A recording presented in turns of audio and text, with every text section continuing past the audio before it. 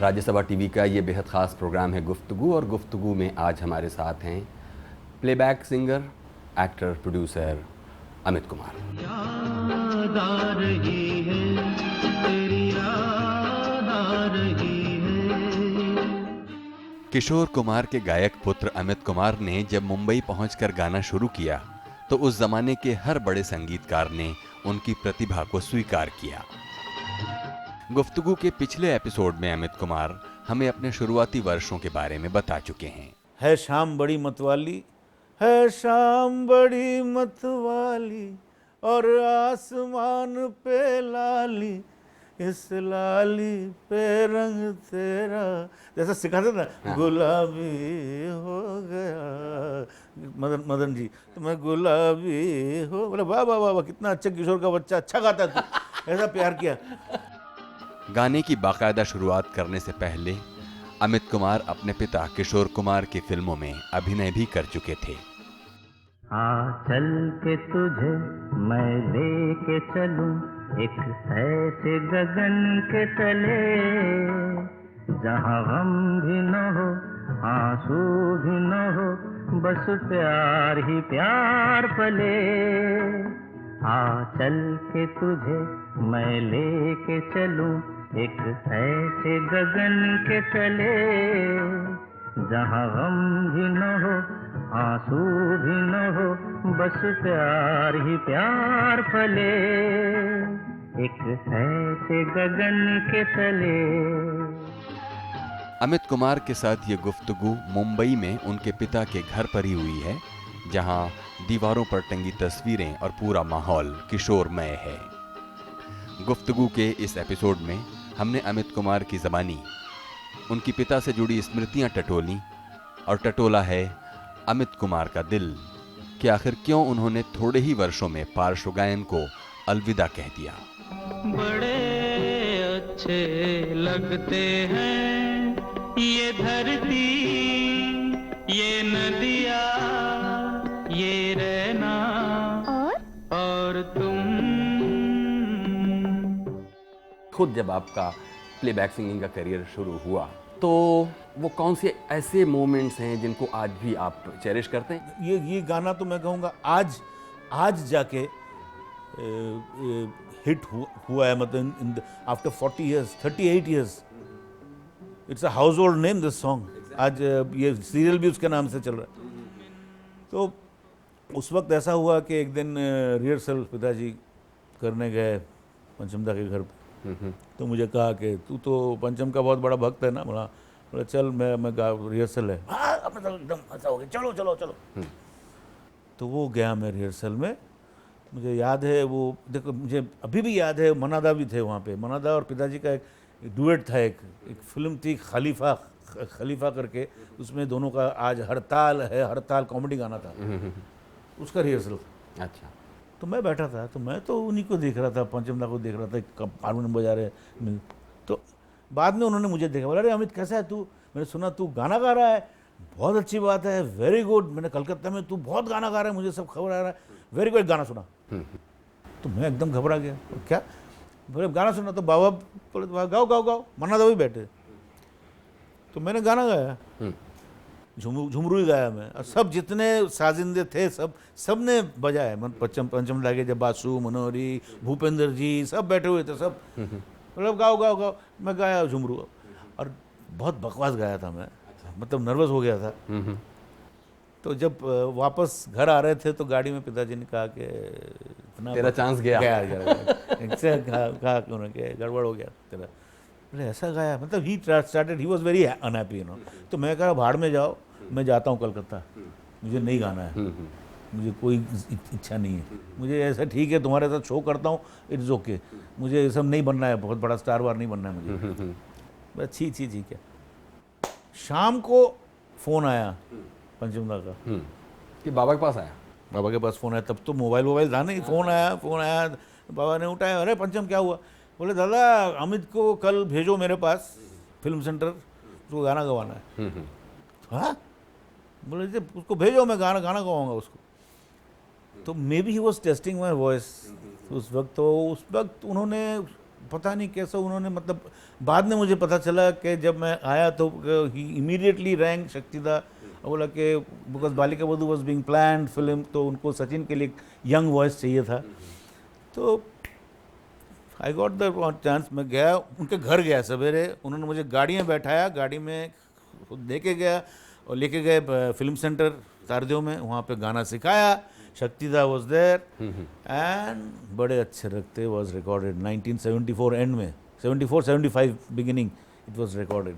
एक दो लाइनें हमारे लिए गाइए यहाँ पर, बड़े अच्छे लगते हैं। हाँ हाँ, मैं तो नींद में, आप बोलो नींद में भी गा सकता हूँ मैं।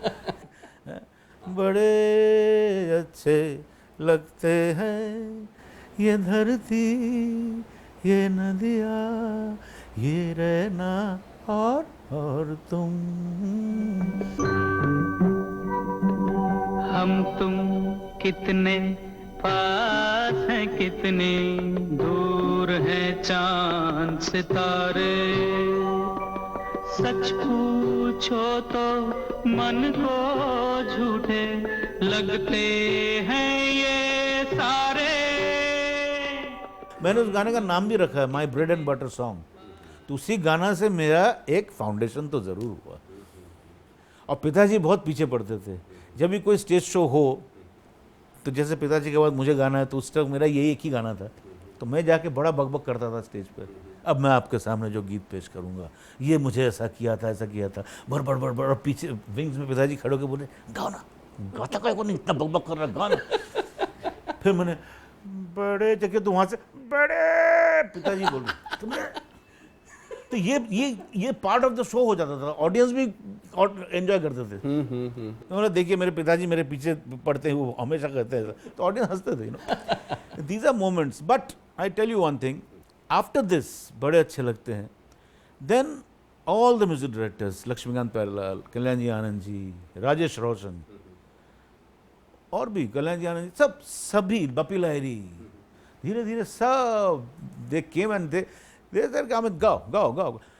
तो मुझे एवरीवन एनकरेज्ड मी, तो वो मुझे कॉम्प्लेक्स कभी रहा नहीं। ये गलत फहमी अगर सबको है कि आप कह रहे हैं ना कि मेरे साथ इतने महान हस्ती के सामने मुझे ये हुआ, कभी नहीं हुआ। नहीं, गलत फहमी ऐसी कुछ नहीं है। एक तो ये एक ऐसा एजम्पशन है कि ऐसा होता है सोसाइटी में, इसलिए आपसे आपका ज़ाती नज़रिया पूछा हमने। लेकिन अब यहाँ पर ये हमको बताइए कि इतना एक स्टेबल बल्कि बढ़ता हुआ ग्राफ आपकी पॉपुलैरिटी का, सडनली आपने गाना बंद कर दिया। इस नोट पर हम इस जवाब के साथ एक ब्रेक की तरफ बढ़ेंगे ताकि हम अगले सेगमेंट में कुछ और बातें कर सकें। हमें बताइए। देखिए, मैं आफ्टर बड़े अच्छे लगते हैं, मेरा नाम अगर आप सही माने में पूछना चाहेंगे कि सक्सेसफुल हुआ मैं, मेरे ख्याल से 1980 में 81 में लव स्टोरी एक फिल्म बनी थी, लव स्टोरी, जिसमें सब गाने हिट हुए। याद आ रही है, देखो मैंने देखा एक सपना, कुमार गौरव के साथ मेरा टीम हो गया, अगेन पंचम दा ने गवाया मुझे, and he used to hate the songs of love story. खुद म्यूजिक डायरेक्टर, हाँ, पंचम दा के खुद के tune, but he used to hate. वो मुझे बोलते थे, क्या भजन गा रहे हो? हाँ, मुझे बोलते थे, क्या गाना तेरे को पसंद है? मतलब कौन सा? याद आ रही है, क्या मंदिर का भजन लगता है? मैंने, बाबा तुम्हारा है, इट इज़ यू, मेरा देखना है, नहीं चलेगी। और ऐसी चली गाना। फिर मैंने उनको फ़ोन करके बोला, आप बोलो, तो चुप, हाँ ठीक है, तू तो स्टार बन गया और क्या। याद आ रही है, याद आ रही है, तेरी याद आ रही है, तेरी याद आ रही है, तेरी याद आ रही है, तेरी याद आ रही है, याद आने से तेरे जाने से जान जा रही है, याद आ रही है, तेरी याद आ रही है, याद आने से तेरे जाने से जान जा रही है, याद आ रही है, तेरी याद आ रही है। तो but he encouraged me, he made me sing, I miss him, Okay, he after my father he was the person who really put me there. चल, come on. कहना नहीं चाहिए but it's a fact when my father died. जब पिताजी गुजर गए 87 में, उसके बाद एक जैसे कहते हैं सिंपैथी वेव वो हो गया सब. अब तो किशोर दा का स्टाइल अमित ही गाएगा, तो ऐसा हो गया. और उसके बाद तो देखिए 87, 88 से लेके 92 तक मैं लगातार 6 साल I was on top. I was singing so many songs with all the music directors. I gave so many hits. उसके बाद one day I said no, अब मज़ा नहीं आ रहा है. क्यों? बिकॉज आई वॉज फीलिंग नहीं, ऐसा मुझे ऐसा फील हुआ कि I am not needed any more now. Because the generation was changing, the times was changing. दूसरे सब सिंगर्स आना शुरू कर दिया, different style of singing started. फिर और एक चीज़ शुरू हो गया जिससे मैं मुझे कहने में कोई झिझक नहीं है, ये जिसे कहते हैं राजनीति, पॉलिटिक्स शुरू हो गया, ये लॉबीइज्म शुरू हो गया, ये हो गया. तो मैं यार ये सब तो हमारे टाइम में था नहीं. Things have change may be. तो मैं खुद हट गया. मैं किसी को ब्लेम नहीं करता हूँ. मैं खुद I just took the back driver seat में, बोला नहीं हट जाओ हट जाओ हट जाओ. I started avoiding. मैं out of sight out of mind totally. नहीं, लेकिन ये क्या आपका कहना है कि पॉलिटिक्स शुरू हो गई और उसकी बात आप नहीं करेंगे? ज़रा करिए तो सही कि क्या पॉलिटिक्स शुरू हो गई कि पॉलिटिक्स मतलब कि ऐसा मेरे साथ हुआ, ऐसा कई लोगों के साथ हुआ. मेरे पिताजी के साथ हुआ है शुरू में. तो मैं किस खेत की मूली हूँ? I am nothing compare to that. तो ऐसा भी हुआ. देखिए कि गाना रिहर्सल करा के म्यूजिक डायरेक्टर, नाम नहीं लूँगा, घर पे आके इसी घर पे आप जहाँ बैठे हैं आके वो मेरा बहुत अच्छा दोस्त भी है, लेकिन I don't blame him because he had to go to that circumstances which everyone has to go. तो उन्होंने मुझे रिहर्सल करवाया. फिर उन दिनों यहाँ पे धर्म जी का रिकॉर्डिंग स्टूडियो हुआ करता था, सनी रिकॉर्डिंग स्टूडियो.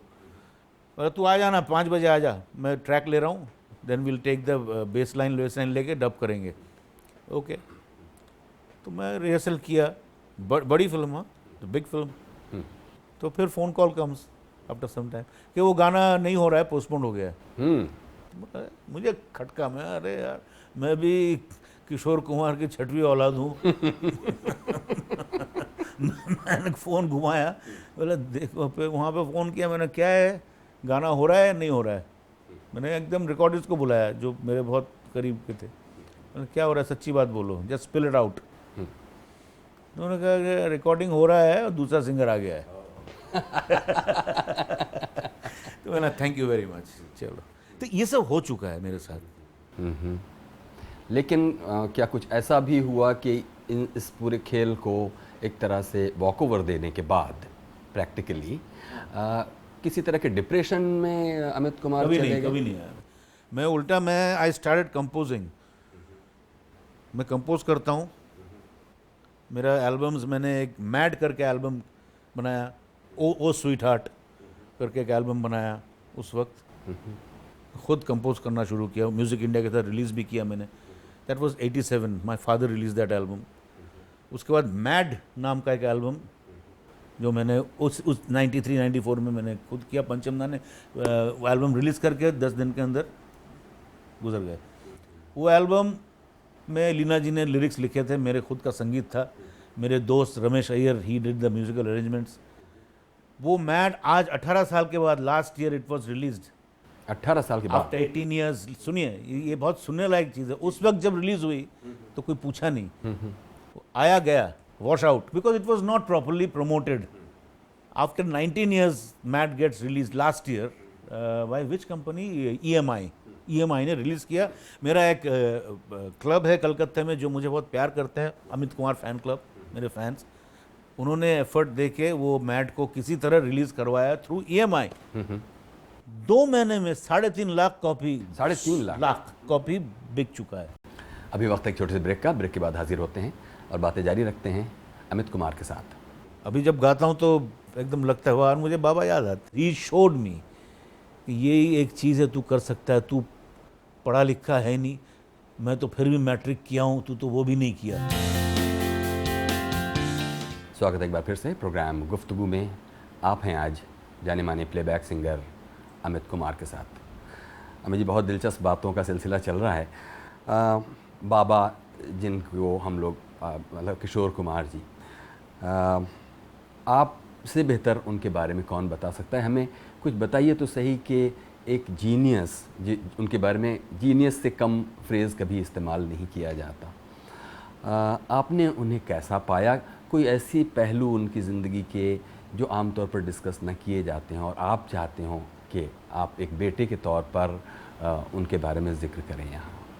मेरे साथ उनका जो रिश्ता रहा वो सिर्फ मैं जानता हूँ। मैं 35 साल उनके साथ रहा, 35 ईयर्स, मतलब कि 4 साल निकाल दीजिए तो 30 साल। तो उसमें मुझे उनके साथ इतने सारे कुछ रूप देखने को मिला, मतलब जिसको कहते हैं बहुरूपी। उनमें मैंने एक पिताजी को देखा, एक अभिनेता को देखा साथ करीब से, एक दोस्त को देखा, और एक क्या कहूँ, एक जिसे कहते हैं एक इंसान जो बच्चा जैसा, जो मतलब कि कुछ भी करे, किसी भी वक्त कुछ भी करना, जिसको कहते हैं, वो खुद बोलते थे अनप्रेडिक्टेबल नेचर के थे वो भी देखा मैंने। और सबसे बड़ी बात तो ये है कि वैसा सीधा इंसान, मतलब एकदम गांव का विलेजर, वैसा वो भी देखा मैंने, एकदम विलेजर। कोई मतलब कि ये नहीं कि क्या बोलते हैं अपने बारे में कि मैं ये हूँ वो हूँ क्या हूँ, सिंपल आदमी, सिंपल मैन फ्रॉम विलेज। सब कितने सारे उनमें एक आदमी में, और उनमें डायरेक्ट करते हुए भी देखा, गाते हुए देखा, स्टेज परफॉर्मर देखा। अब देखिए क्या क्या देखा मैंने उनके साथ। आज मैं जो भी हूँ उन्हीं के बदौलत हूँ, ये तो इसमें कोई शक नहीं है। There is no, because he showed me कि ये एक चीज़ है, तू कर सकता है, तू पढ़ा लिखा है नहीं, मैं तो फिर भी मैट्रिक किया हूँ, तू तो वो भी नहीं किया। क्यों आपने मैट्रिक नहीं किया? I was kicked out from the school, class 8, get out, 8 निकाल दिया। यस, एक गाना ही गा, अभी भी गाना, I am going to be 61 in 3rd of July, अभी भी गाना ही गा रहा हूँ। अब सबकी दुआ से मैं I am singing, I am still singing, I have improved now. अभी जब गाता हूँ तो एकदम लगता है वाह, मुझे बाबा याद आते। आपने एक बात कही, इतने सारे शेड्स किशोर जी के बताते हुए, एक विलेजर लाइक मैन, इसके कुछ किसी एनेक्डोट से हमको समझाइए कि वो कैसे? बहुत है। खंडवा, वो कहते भी थे कि मुझे दुनिया के किसी भी कोने में मुझे अगर कुछ हो जाए, मुझे खंडवा लेके चलो, मुझे मुंबई में नहीं रहना है। I don't want to stay in Bombay, I want to die there in my homeland. Khandwa चलो, खंडवा चलो, खंडवा चलो रे, खंडवा चलो। और वहाँ पे किस्से, मतलब कि बचपन के किस्से तो उनसे मैंने बहुत सुने हैं। जैसा वो खंडवा में जो घर है, वो उनका वो जो रूफ टॉप, उसके ऊपर बैठे रहते थे, और नीचे से फेरी वाला जा रहा है, दूध वाला जा रहा है, ये सब तो वो देखते रहते थे। ही वॉज ऑब्जर्वर, वहाँ बैठ के देखते थे सब। तो वहीं से उनको सब कंपोज करना, ये सब दिमाग में आता था। चलती का नाम गाड़ी का वो गाना अगर आप याद करें, बाजू बाबू समझो इशारे, वो बाजू उन्होंने कहा, मुझे बताया था वो बाजू जो है वर्ड कैसे आया। तो एक दिन वो बैठे थे खंडवा में, ऊपर टीले के ऊपर बैठ के देख रहे थे, तो एक भैंस जा रहा था, भैंस। तो पीछे एक बंगाली छतरी लेके हट हट हट, और भैंस अपना आराम से चल रहा है अपने स्टाइल में, उसको थोड़ी मालूम हट हट क्या है, वैसा देख रहा है। अब हट हट हट बाजू बाजू हट, वो जा रहा है भैंस। वो बाजू, उनको लगा बाजू बाजू बाजू बाबू समझो इशारे, हॉर्न पुकारे, बम बम बम, यहाँ चलती को गाड़ी कहते हैं प्यारे, बम बम बम। दिस इज ऑब्जर्वेशन जो उनमें जो। और खंडवा में सुनते हैं ऐसा, आप बताएंगे कि क्या सच्चाई है इसमें, कि वो बीच बीच में खंडवा जब जाते थे तो किसी होटल में रुक गए मान लीजिए, और अपने पुराने दोस्तों को बुलाकर अपनी अर्थी निकलवाते थे। कुछ ऐसा भी सुना कि वो पता चला कि 5 सब दोस्त मिलकर के और एक ऐसी डमी अर्थी बनवाई, और उस पर वो खुद भी कांधा दे रहे हैं, और राम नाम सत्य है, किशोर साला मस्त है, कुछ ऐसी बातें सुनने को मिली। नहीं, वो बहुत कुछ करते थे। वो अपने ऊपर मजाक भी करते थे। ही यूज्ड टू ये बहुत बड़ी बात है अपने ऊपर मजाक करना। तो वो एक बार ऐसा कहा था उन्होंने कि इंडस्ट्री में मैं एक्टिंग भी किया, गाना भी गाया, बहुत से लोग मुझे प्यार किया, ज़्यादातर लोग जो मुझसे जलते थे जो बोलते थे बहुत तंग करता है, बहुत तंग किया, ये किया, बोला ठीक है। तो एक दिन मैं मर गया। तो वो खुद बोलते थे मैं मर गया। तो सब आ रहे हैं, सब मीडिया आ गए, सब फोटो ले रहे हैं, सब रो रहे हैं, मैं सोया हूँ, मैं देख रहा हूँ, सब रो रहे हैं जितने चाहने वाले। उसमें से एक आके बोल रहा है साले बहुत तकलीफ दिया है, अच्छा हुआ मर गया। तो मैं मरा नहीं हूँ, उठ के बैठ गया। मैं उठ के बैठ गया, मैं मरा नहीं हूँ, तेरी ऐसी की तैसी। तो ऐसा कैरेक्टर, एक होल कैरेक्टर, सिंगर छोड़ दीजिए, एक्टर छोड़ दीजिए, ऐसा कैरेक्टर पैदा होना बहुत मुश्किल है। बिल्कुल सही कह रहे He was हैं। one of a kind. बिल्कुल। अब जबकि आप इतनी 61 के होने जा रहे जी। हैं और अब मैच्योरिटी का वो लेवल, जब आप अपनी पीछे मुड़कर अपने फादर की उन हरकतों को या किन्हीं ऐसे वाक़यों को जब याद करते हैं जी, तो आपको क्या लगता है कि क्या चीज़ रही होगी जिसकी वजह से वो ये सब किया करते थे? कुछ कई बार कुछ अनप्रेडिक्टेबल और ऐसी हरकतें वो क्यों करते होंगे? कुछ था क्या मिसिंग था? वो क्या उनका सबसे बड़ा फिलोसफी था, वो कहते थे कि life is a tragedy, life is a comedy. उन्होंने गाना ही बनाया था, life is a comedy, life is a tragedy. इसमें जितना हो सके खुश रहो, be happy, make everyone happy. उनके गाने भी देखिए सब उसी टाइप के, ज़िंदगी के ऊपर ज़्यादा गाने उनके सब, मतलब ही ऑलवेज टू से कि be happy, we are all, वो बोलते थे कि ये स्टेज है, बस इसमें हम we are performing, be happy. हाँ, अगर नहीं जमता है हट जाओ, खुद हट जाओ, तकलीफ मत दो किसी को। हाँ, जब तुम्हारा position, when you have made a position, rule in hell, kick them and rule. That was his philosophy, kick and rule. बातचीत को ख़त्म करने से पहले हम चाहेंगे कि कोई एक गीत जो आपको अपने बाबा का बहुत अच्छा लगता है, जाहिर है कि बहुत से हैं ऐसे गाने, आप हमारे लिए उसे यहाँ गाएं ताकि हम आपसे फिर उसके बाद विदा लें। देखिए, एक फिल्म जो कि वो बनाना चाहते थे और वो 4 रील हमने कंप्लीट भी किए थे, देन ही डाइड, गुजर गए। तो उसके 4 लाइन सुना देता हूँ। ज़रूर। मुझे वर्डिंग्स अगर याद नहीं है तो ला करके भी हाँ, चलेगा। बिल्कुल चलेगा। मुद्दतें गुजरी, तेरी याद भी ना आई हमें। मुद्दतें गुजरी, तेरी याद भी ना आई हमें। ये दुआ है। और हम और हम भूल गए हो तुझे ऐसा भी नहीं। करेक्ट। जिंदगी कुछ भी नहीं फिर भी जिए जाते हैं। जिंदगी कुछ भी नहीं फिर भी जिए जाते हैं। तुझ पे है वक्त हम एहसान किए जाते हैं।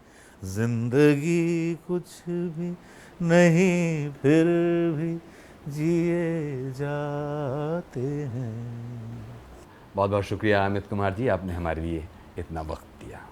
हमें उम्मीद है कि हमने आपको कोई दुख नहीं पहुंचाया है और कोई परेशान ज़्यादा नहीं किया।